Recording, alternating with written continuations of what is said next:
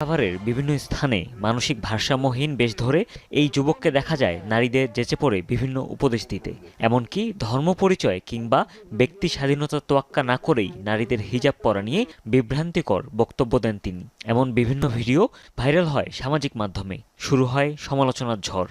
হিজাব পরলে কিন্তু সুন্দর লাগবে, কিন্তু তাতে কি হয়েছে? এই জন্য কি মানুষকে দেখানো লাগবে বলো? জানা যায় ওই যুবকের নাম খালিদ মাহমুদ হৃদয়। নারী বিদ্বেষী ভিডিও এবং বিভিন্ন ধরনের কন্টেন্ট তৈরি করে তা নিজের ফেসবুক পেজে আপলোড করেন তিনি।